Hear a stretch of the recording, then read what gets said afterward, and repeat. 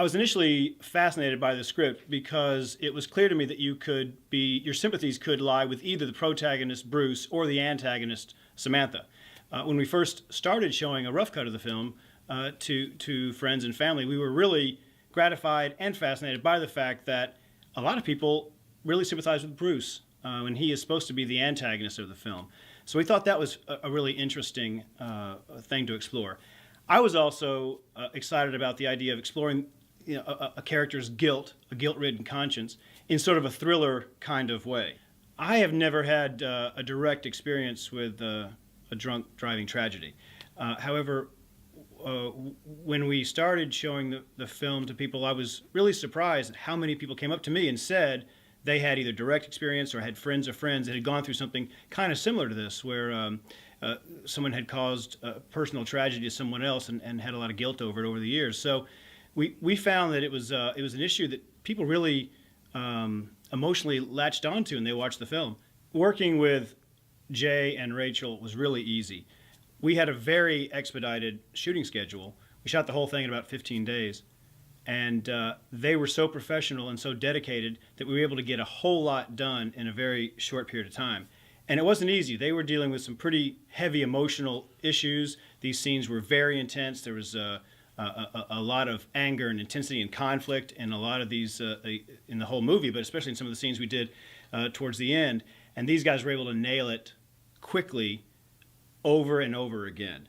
So that made it really easy on me as a first-time director dealing with actors that were such professionals and so dedicated to getting it right. Rachel Boston has an extraordinary acting range.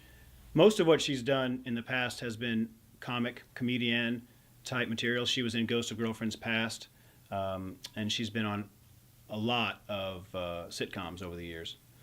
She took the role, I think, to explore a different side of her talent. This is certainly not a comedic part. And she was, I think, fascinated to try and explore something different and do something dramatic and really explore this different side of her ability. And she was totally dedicated to it. She was about half the shooting schedule, half the film, she's in handcuffs in this wheelchair.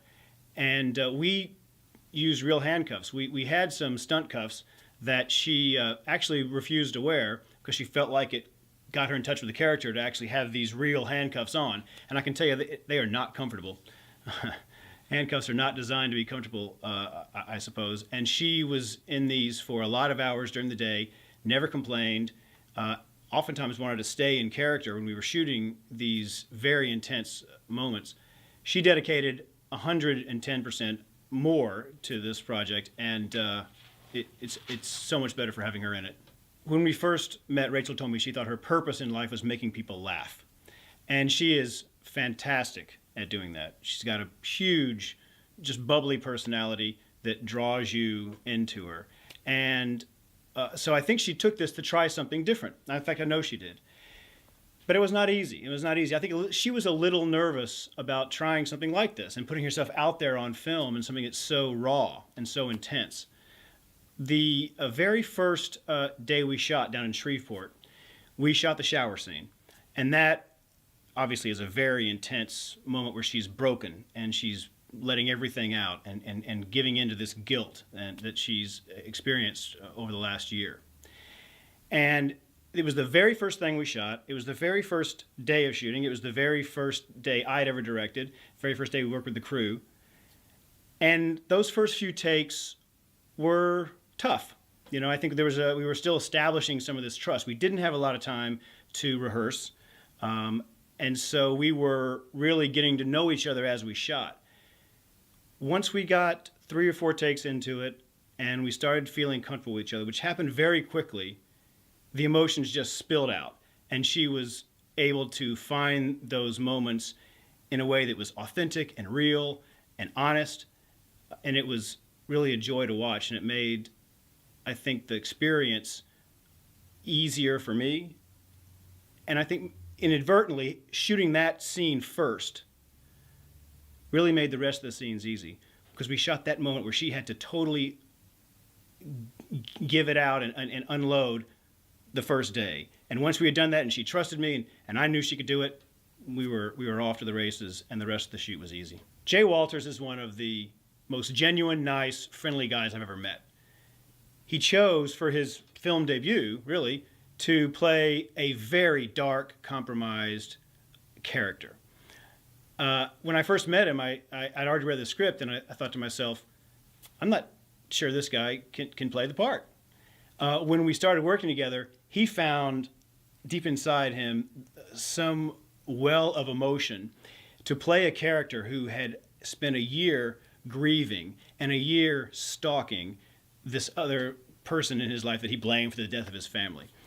And the way he channeled that every shooting day was really amazing.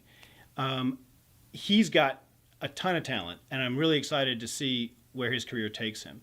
Considering the budget we had and the resources, we had a very short, expedited shooting schedule.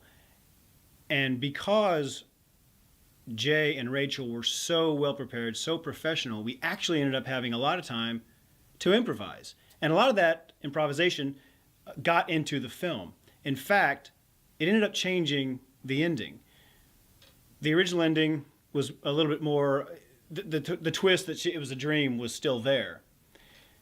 But the way her dream ended changed, I think, to be a much more powerful image with some of that improvisation. A lot of that came from Rachel. The crew we had made my job a lot easier.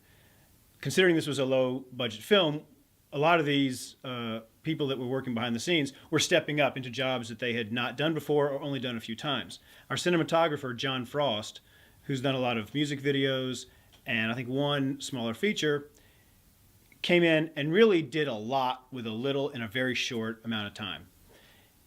A lot of this film takes place in Bruce's house, and he was able to make that feel claustrophobic and eerie and constricted in a way that really helped, I think, the tone of the film. We wanted to start off the film sort of visually with more staid, kind of locked off camera work, and as we get closer and closer to the end, we started using more handheld, so it started feeling more sort of an action-oriented, more dynamic kind of feel to it. We also wanted the colors to evolve, and so what we did was start the film with a little bit of a brighter palette, because she's kidnapped during the daytime. And then when it goes towards the end, we tried to make it go darker and get to a more eerie and, hellish kind of dark feel once she gets to the basement and the final sort of aspect of the dream, the final moments of the dream. And then when she wakes up, we definitely started shooting handheld. We made it more bright. We wanted to definitely have a demarcation between when the dream stopped and when she woke up and realized that she had not gone through this and that she, could sort of move forward with her life when she got over this issue. I really love the twist that the Bruce that we see during the course of the movie, the violent, dark, murderous, angry Bruce, is really just Sam's guilty conscience. And that's not known as you're watching it until the end when it's revealed that it's a dream. I found that ending, when I read the script, I found the ending powerful, that the real Bruce, the man who did lose his family, lose everything, because of one seemingly inconsequential decision that Sam made, was willing to forgive her, whereas she had not been able to forgive herself.